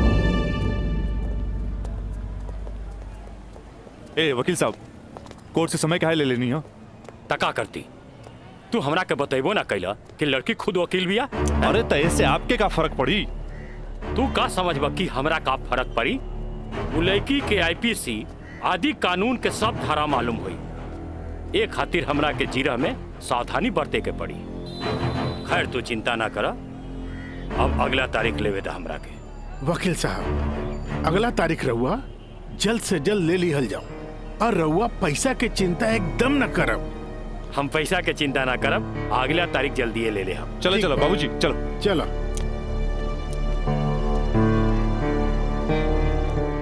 हेलो, हाँ, अब फिक्र करे के बात नहीं के।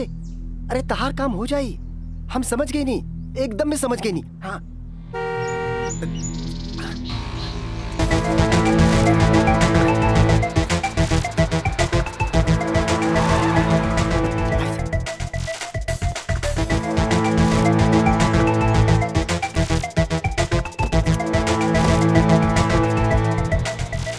हटा ना, ये पाइप पे कर दिया अबे। रखा था नहीं। हाँ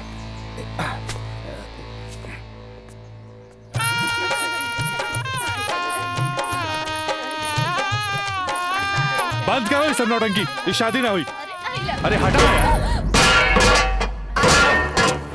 सब हटा। अरे ऐसे ना शुभ बात काहे करता रहा? हम सही कहा था नहीं भाई, अभी भी आना हुई। अरे ही का? अरे तो हर दिमाग खराब हो गई लड़का।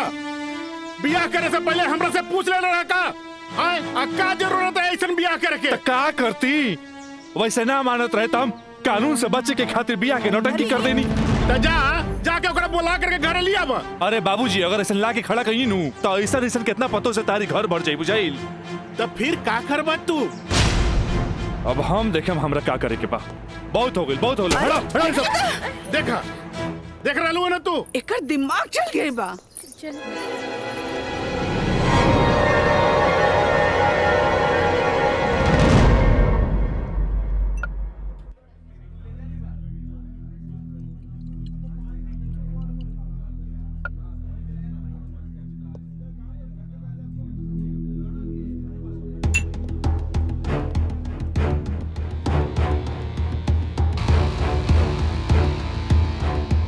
बोला राज, का बात बा? पहले पेट तो पी। बहुत दिन का बाद मिलल बा।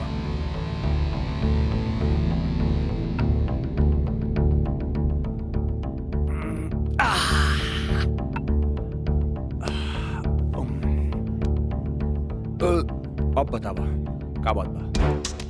मयंक,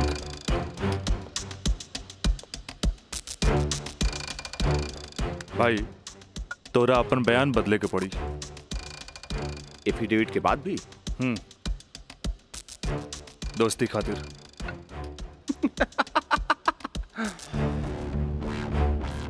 अब बयान देने का कीमत काजल 50 लाख लगो ले गया। बयान बदले के बाद बयान बदले का कीमत 1 करोड़। 1 करोड़? यस, 1 करोड़। कहे से कि हमरा काजल से ब्याह करके सेटल भी होके के बाद, और हम तोरा जैसा अमीर त नहीं की।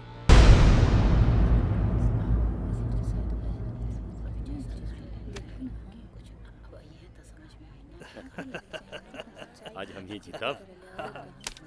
केस बहुत बढ़िया बा। Order order. बचाव पक्ष अपनी बात रख सकते हैं।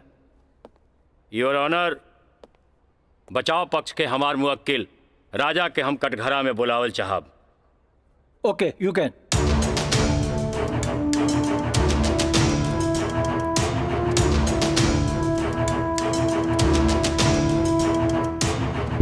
हम गीता पे हाथ रख के कसम खाता नहीं, जे भी कहब सच कहब, सच के सिवा कुछ न कहब। हाँ तो मिस्टर राजा, आप अपन बचाव में का कहल चाहते नहीं? जज साहब, हम ये बात माना तानी कि हम और ये काजल कॉलेज के दिन से एक दूसरे के चाहता नहीं। अपना अपना मर्जी से हम दोनों भाग के शादी भी मंदिर में कर लेनी। होटल के बिल और ही शादी के खर्चा कुछ ज्यादा हो गए रहे, यही से हमरा घर वापस आए के पड़ल। पर जज साहब, हमार इरादा बिल्कुल नेक रहे। हम सोचनी कि हम घर वापस आके अपना पिताजी से कुछ पैसा भी ले लहब और उनका के शादी के बारे में कुछ सच्चाई भी बता दे हम। जज साहब हम बिल्कुल निश्चिंत रहे कि काजल के देख रेख ला वहां हमार जिगरी दोस्त मयंक तो बढ़ले बा। पर जज साहब जब हम वापस लौट के गई था वहां के नजारा देख के तो हमार होशे उड़ गई। जज साहब हमार नई नवेली दुल्हन काजल हमारा जिगरी दोस्त मयंक के बहिया में गलबहिया खेलत रहे। I object my lord. ई सरासर झूठ बोलत जा रहलन ह। Objection overruled. मिस्टर राज, आप अपना बयान जारी रखिए। जज साहब तब खटाक से हमारा दिमाग में एक बात याद आ गई कि कॉलेज के दिन में हमार जिगरी दोस्त मयंक हमरा से बोले रहे कि वो काजल के पसंद करेला और काजल भी ओकरा के पसंद करेली। पर जज साहब हम सीधा साधा आदमी हो मेरा तेकरा देवर और भाभी के मजाक के रिश्ता समझ लेनी। लेकिन जज साहब ई सरासर झूठ बोलने जा रहल बारन। I object my lord. हमार दरख्वास्त बा वकील साहिबा से कि इनका जे कुछ भी कहे के बा बुलैला पे कटघरे में आके कही है।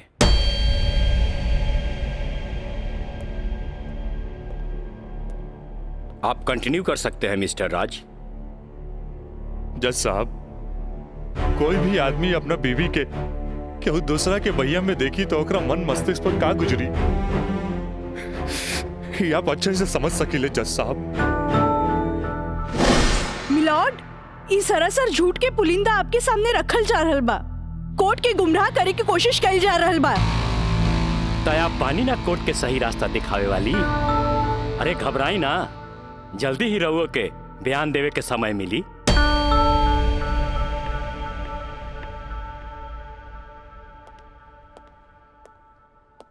यू कंटिन्यू मिस्टर राज। जज साहब समय के साथ साथ हम तो अपना आप के समझा लेनी और एक बुरा सपना समझ के हम सब कुछ भूल के काजल के अपनावे खातिर भी तैयार रही। हम आज भी काजल के अपन धर्म पत्नी मानी ले, अपन धर्म पत्नी मानी ले हम काजल के। That's all, my lord। हम चाहत कि वकील साहिबा काजल सिन्हा के कटघरे में बुलावल जाए, वो भी वकील के तौर पर ना, मुद्दई के तौर पर। इजाजत है।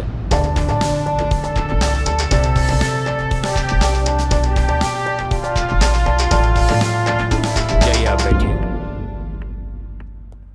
हाँ तो काजल सिन्हा जी, हम चाहत कि आपन प्रेम कहानी अपने ही जुबान से बयां करी। जज साहब ये बात सच है कि हम राज से प्रेम करे लगनी। मतलब ई कि और पहले केहू से प्रेम करत रहनी, बाद में राज से प्रेम करे लगली? जी ना, पहले हम राज से नफरत करत रही, बुझनी? अच्छा अच्छा, तो नफरत प्रेम में बदल गई? जज साहब हम अपन मर्जी से ब्याह खातिर राजी हो गई नी और माई बाबूजी के बिना बतैले ब्याह कहनी, जे बहुत बड़ भूल रहे। ब्याह कहनी तो सुहाग रात तो मनैले होई बुना। आई बताई, मर्जी से कि बिना मर्जी से मनैले रहलू? वकील साहब, दुनिया की हर लड़की जब अपन मर्जी से बिहाईली तो उस सुहाग रात भी अपन मर्जी से ही मनावेली ना। हम ए से पूछत रही कि जब सुहाग रात मनावत रहलू तब बगल के कमरा में राज के दोस्त मयंक रहलन ना? तका भइल, मयंक के हम शुरू से देवर के तौर पे देखत रही। अरे देखत भी रही कि मानत भी रही? मानत भी रही वकील साहब, मानत भी रही। जज साहब यहाँ तक की कहानी तो महज एक कहानी बा जे हर लड़की के जीवन में आवेला। बाकी सेक्शन 420 तो यहाँ से शुरू हो गई कि एगो पति विश्वास में लेके अपन पत्नी के देवर के संगे छोड़ के चल जाला और उहे देवर अपन भाभी के इज्जत के तार तार करे में हर मुमकिन कोशिश लगा देला। बेचारी औरत कैसे भी अपन इज्जत और जान बचा के भाग चलेली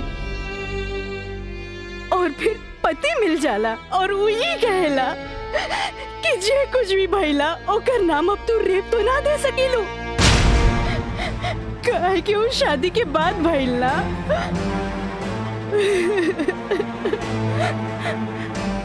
और रहल बात शादी के, तो तू सो कॉल देवर से कर सकेलू।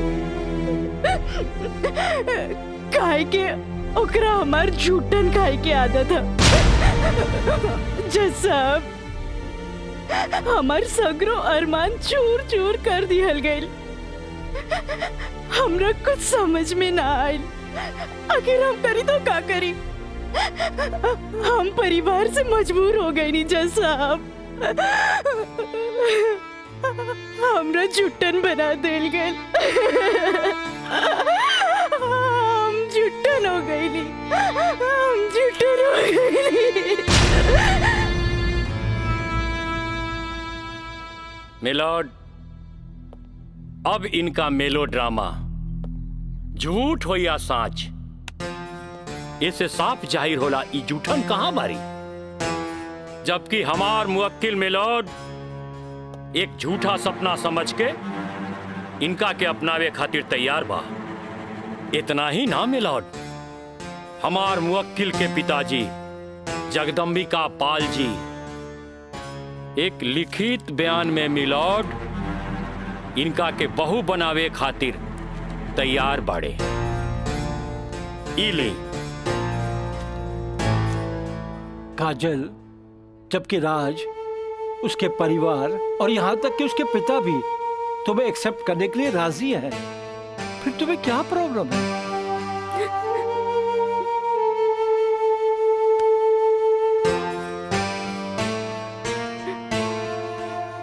तुम बोलती क्यों नहीं हो?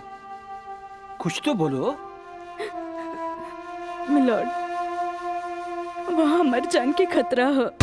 वाह मिलॉर्ड वाह, जौन परिवार के जिला जवान में रिस्पेक्ट बा, जौन परिवार पर आज तक कोनो क्रिमिनल केस नहीं थे, आ वो परिवार के साथ इनकर जान के खतरा बा। Now picture is very clear milord. जज साहब, हम वकील साहब से ई पूछे के चाहतनी, जब इनकर मुवक्किल और उनकर पूरा परिवार वो लड़की के एक्सेप्ट करे के रेडी बा, तब उनकर घर में दूसर शादी की तैयारी काहे चलत रहे? हमरा त लागता कि ई लोग कानून के अंधा समझ के ओके बेवकूफ बनावे चलल बा। आज के लिए कोर्ट मुअत्तल की जाती है। The court is adjourned for further dates.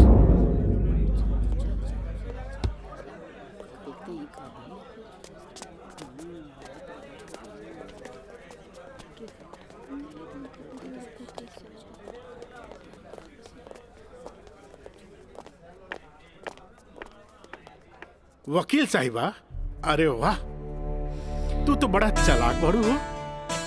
Affidavit करवा के मैं के तू अच्छा यूज कैलू। आपके के कह दलस कि कोई वकील के सबूत इकट्ठा करे खातिर चालाक ना होके के चाहिए। बाकी चालाकियों में भी हम तोहर बापे निकला। और अगला डेट में दूध में ऐसा पानी मिलाई, देखते रह जाओ। चलो बाबूजी। देखो काजल जी, कल कोर्ट में उनके वकील ने जो बहस की, ये एक केस है 99 दिल्ली का। तुम्हारे केस से बहुत कुछ मिलता जुलता है। जी सर। और इसमें उसके पक्ष में फैसला हुआ था। मैं इसको अंडरलाइन कर दे रहा हूँ। ओके। हाँ। तो ये पॉइंट जो है, ये पॉइंट ध्यान से पढ़ लेना। जी सर। और कल तुम्हारी बहस में ज्यादातर ये बातें होनी चाहिए। ओके। समझ गई ना मिथिलेश? जी। थोड़ा ध्यान रखना, ये सारे पॉइंट्स इसके दिमाग में बैठ जाने चाहिए, क्योंकि सारी बहस इसी पर होनी है। जी। कल की बहस बहुत इंपॉर्टेंट है। जी सर। ये बुक ले जाओ, अच्छी तरह से इसकी स्टडी कर लेना। जी सर। ठीक है, जाओ बेटा। Thank you sir. God bless.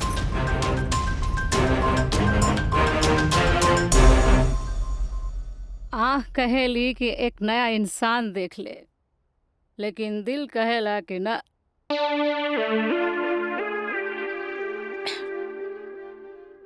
कि उहे शख्स एक दिन लौट के जरूर आए।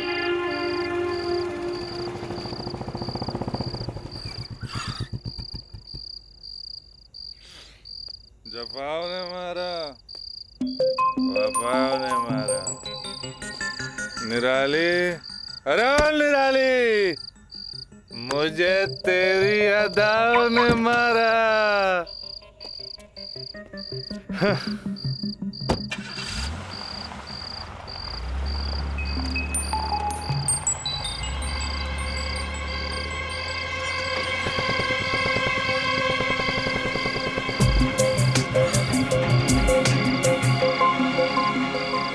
राज यहाँ प्रोस्टिट्यूट एरिया में?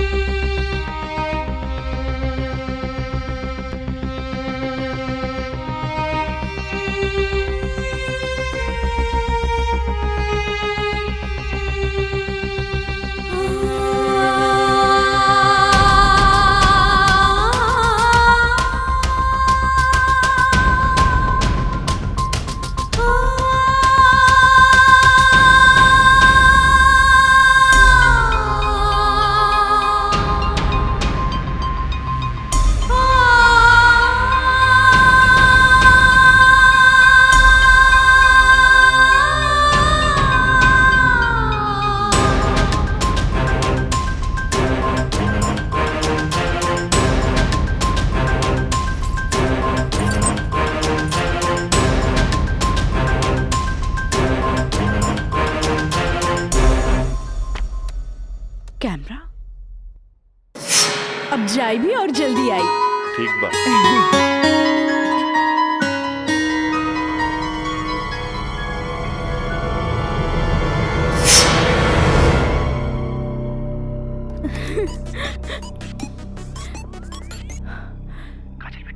हाँ काका, काजल बोलतानी। काजल बिटिया, काम हो गई। काम हो गई काका? जल्दी से 3 कोनवा पर आ जा। ठीक है काका, आवतानी। का बात है? केहू देखत तो नहीं खे? इला तार दिहल कैमरा और ई रहल कैमरा के चिप बिटिया। हे भगवान, बहुत बचबुचा के आइल बानी ताकि केहू के शक ना हो। थैंक यू काका। अरे रीका बिटिया, देखा बिटिया, भगवान के घर में देर होला, अंधेर नहीं खे, और भगवान तारा बहुते कामयाबी दी है। अच्छा बिटिया जी। अच्छा बिटिया, हम जाता नहीं। ठीक बा।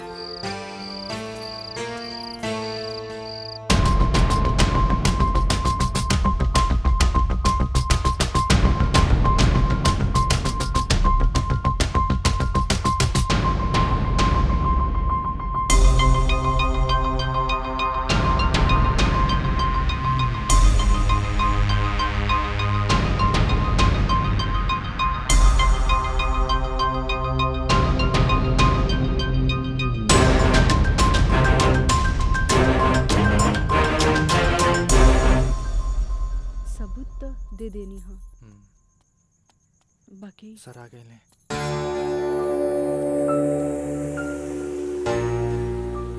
प्रणाम सर। खुश रह काजल। वो लोग समझ ले रहन कि तमाशा होई, बाकी तू चुप रह के बाजिए पलट देलू हैं। तू जौन भी सबूत हमरा के देले रहलू, हम सब स्टडी कर ले बहुत सही है। I am proud of you बेटा। Thank you sir. God bless you. Mithilesh ji, कल कोर्ट पे मिले जाए। ठीक बा सर। ठीक है, चलो। प्रणाम सर।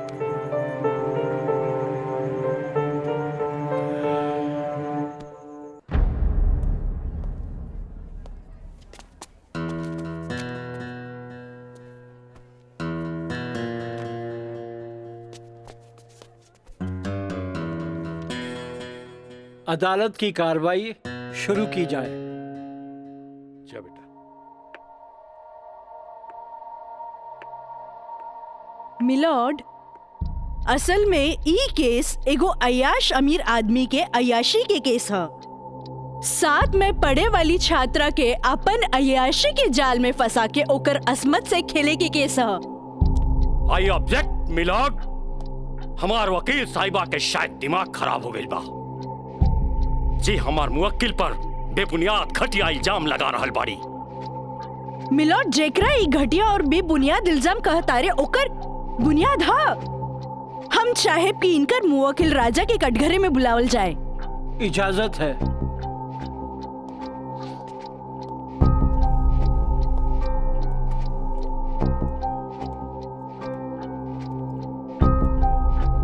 जज साहब, ई उहे आदमी है जे लड़की के चाय के कुर्बा समझेला, जेके पिया और फेंक द। इनकर अयाशी के सबूत के तौर पर हम अपन एगो गवाह पेश करे के चाहतानी। इजाजत है। Thank you.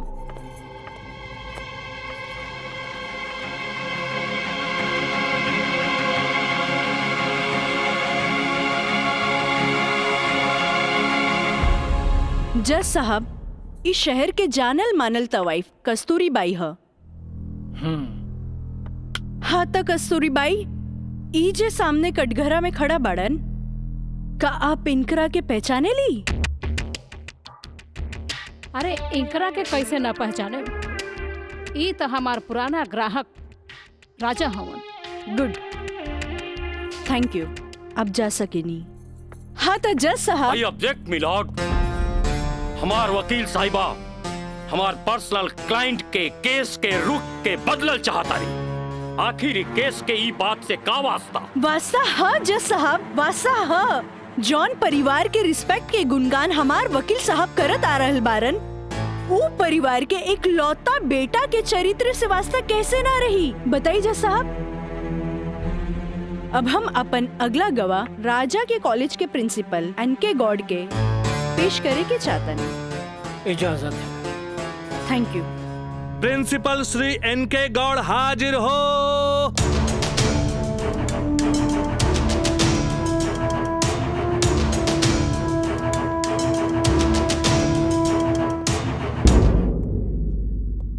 हाँ तो प्रिंसिपल साहब, आपकी कॉलेज की एक छात्रा काजल सिन्हा के साथ जब ई शख्स सरेआम छेड़खानी कैलस और जब वो आपसे रिपोर्ट करे के बाद पुलिस में जात रही, तब आप का कहनी? हम ओकरा के पुलिस में जाए से रोकनी और आज के हिदायत देनी कि आपन आदत से वो बाज आवे, काहे कि हम ना चाहत रही कि रसूखदार परिवार पर कोई आँच आवे। Thank you. नोट किया जाए मिलॉर्ड। रसूखदार सुनल गई ना जज साहब? हमार वकील साहब के हिसाब से जॉन परिवार पे एक भी क्रिमिनल केस ना है। हुई भी तो कैसे? खैर, अब हम सबूत के तौर पर इस रसूखदार परिवार के एक लौता बेटा के जिगरी दोस्त मिस्टर मयंक के पेश करे के चाहता नहीं। इजाजत है। गवाह मयंक हाजिर हो।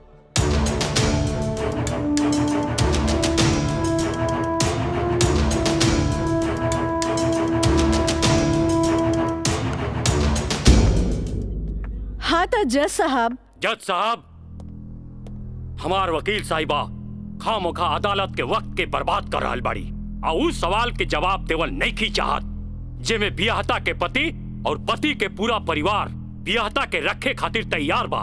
तही बात में कौन जान के खतरा बा? बियाहता ई शख्स उहे आदमी बाड़न जेकर मदद से शादी जैसन पवित्र बंधन के आड़ में कानून के धोखा देवे के साजिश रचल गई, जेकर रचयिता बाड़े मिस्टर राजा और साथ देवे वाला बाड़न मिस्टर मयंक। हाँ तो मिस्टर मयंक, तू अपन जुबान से ही उस सो कॉल्ड शादी के आंखों देखा हाल बतावा। वैसे मिलॉर्ड, सबूत के तौर पर हम अदालत में एगो वीडियो क्लिप पेश करके चाहतन। Thank you sir. Objection milord, यहाँ कोनो टीवी शो नहीं खे। अखामोखा वकील साहिबा हमनी के और अदालत के वक्त के बर्बाद कर रहल बाड़ी।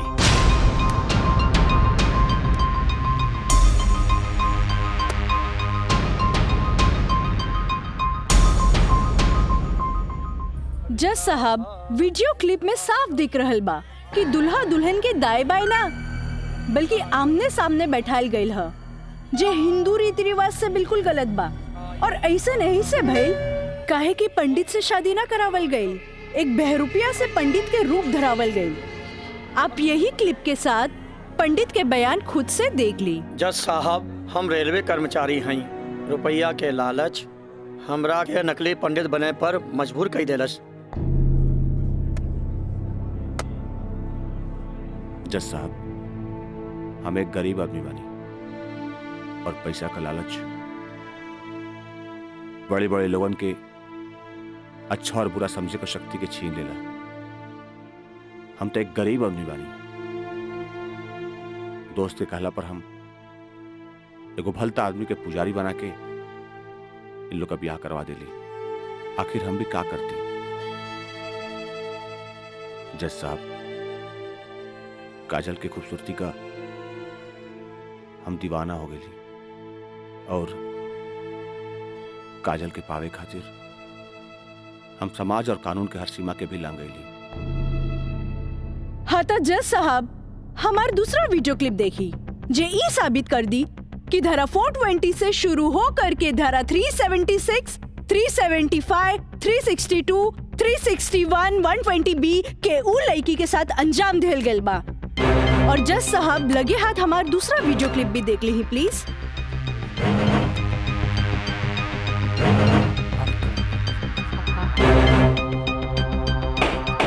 Order order. अरे हटाओ, हटाओ, हटाओ। हम सही कहा था नहीं भाई, अभी भी आना हुई। तो क्या करती? वैसे ना मानत रहे तो हम कानून से बचे के खातिर बिया के नौटंकी कर देनी। अरे बाबूजी, अगर ऐसे ला के खड़ा गई नू तो ऐसा कितना पतों से तारी घर बढ़ जाए बुझाई।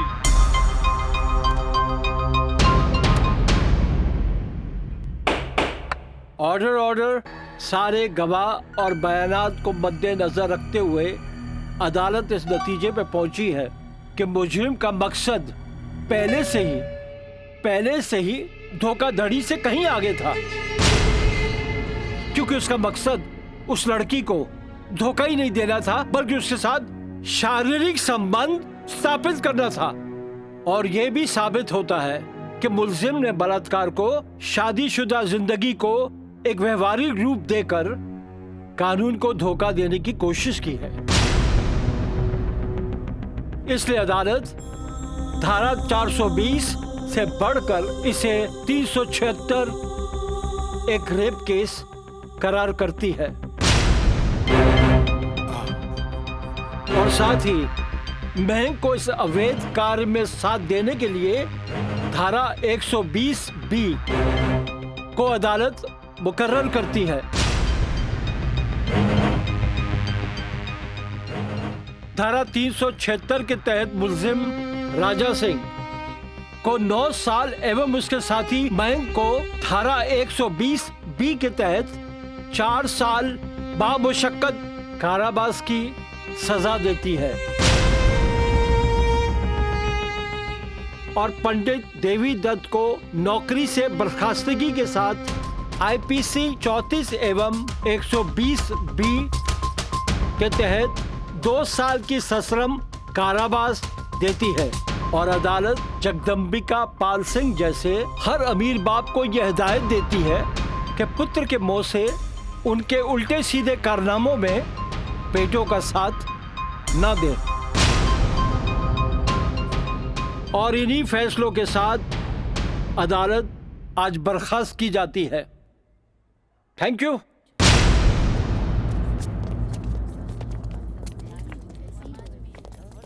सर,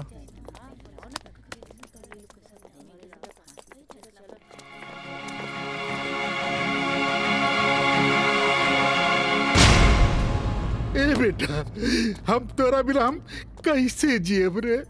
ए बाबूजी, हम आज बात जान गए नहीं कि झूठ कितना भी ताकतवर क्यों ना होके सच के आगे हमेशा छोट पड़ जाला। एक औरत अगर अपना आदमी के बना सकेली तो वह औरत अपना आदमी के बर्बाद भी कर सकेली। बाबूजी हम कबो औरत जात की इज्जत ना कईनी, उनका के अपना पाव के जूती समझनी, पर हम भूल गए रहनी की जन धन दौलत पे हम इतना घमंड करी ले बाबूजी। वो तो एगो लक्ष्मी के रूप है बाबूजी। हमारी गलती माफी के लायक तो नहीं खे, पर हो सके तो हमरा के माफ कर दे बेटा। तुहारी पश्चाताप के आंसू में तुहार पाप सब धुल जाई रे। चलिए इंस्पेक्टर साहब। Kajal, congratulation, I am really proud of you.